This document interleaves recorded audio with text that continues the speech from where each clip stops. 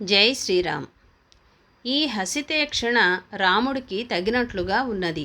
ఈ దేవి మనసులో ఆ రాముడి మనసులో సీతాదేవి మెదులుతూ ఉన్నారు.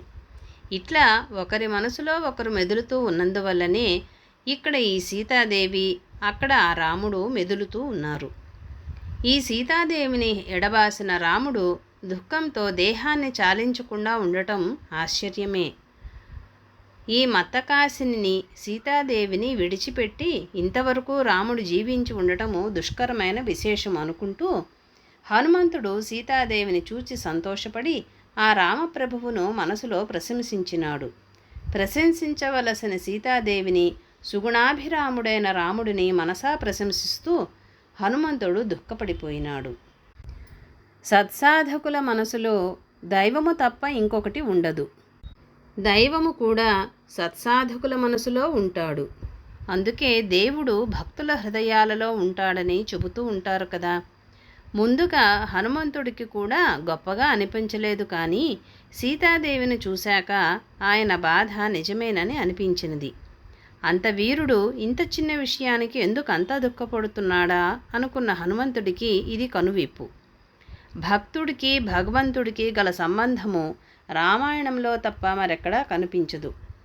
అందుకే ఇది సుందరము. సీత బ్రతకడానికి కారణము రాముడే. అలాగే రాముడు కూడా సీత కోసమే బ్రతికి ఉన్నాడు. ఉత్తరకాండలో సీతాదేవి నిష్క్రమించగానే రాముడు కూడా సరయూ నదిలో కలిసిపోతాడు. అందుకనే సీతారాముల వలె అన్యోన్యంగా ఉండమని ఆశీర్వదిస్తారు. వాళ్ళు తమ తమ కష్టాలను లెక్క చేయలేదు. అందుకే ఇంత అన్యోన్యమైన దంపతుల స్థితిని చూచి హనుమంతుడు దుఃఖపడిపోతాడు. ఆ తేజస్వి కొంచెం ఆలోచిస్తాడు. అతని కన్నుల నిండా కన్నీళ్లు కమ్ముకుని సీతాదేవిని గురించి దుఃఖపడిపోయినాడు. గురు శిక్షితుడైన లక్ష్మణుడు ఈమెను ఎప్పుడూ పూజిస్తూ ఉండేవాడు. ఈమె రాముడి ప్రియురాలు. సీతాదేవి ఇక్కడ ఇట్లా దుఃఖపడుతూ బాధపడుతున్నది.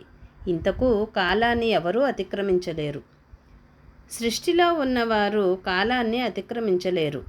కాలమన్నీయూ చేయుచుండును, విచిత్రము దుస్తరమెట్టివారికిన్ అన్నారు. కాలానికి తల వంచి పడి ఉండాలి, వేచి ఉండాలి, దైవాన్ని ఆరాధించాలి. కాలము బాగా లేనప్పుడు పిచ్చి పనులు చేయకూడదు. దైవదూషణ చేసిన దాని ద్వారా దైవాన్నే స్మరిస్తూ ఉంటాము కదా. కంసాదులు చేసింది అదే. అందుకే వైరి క్రియా సామాధిన్ శిశుపాల ముఖ్య నృపతుల్ అని చెప్పారు కదా. ఇటువంటి కథలు మొత్తము భూగోళంలో ఇక వేరే ఏ సంప్రదాయంలోనూ కనిపించవు. దైవము గురించి మన దగ్గర ఉన్నంత సాధనా సంపత్తి ఇంకెక్కడా ఉండదు. రామదాసు కూడా ఎవడబ్బో సొమ్మని అన్నాడు కదా. కాలము మీద దైవము మీద గల నమ్మకమే సత్పురుషులను నిలబెడుతుంది.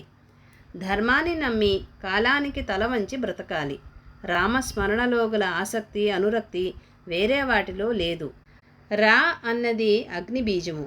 అందుకే ఎవరూ రామభక్తుల దగ్గర వెకిలి వేషాలు వెయ్యలేరు. జై శ్రీరామ్.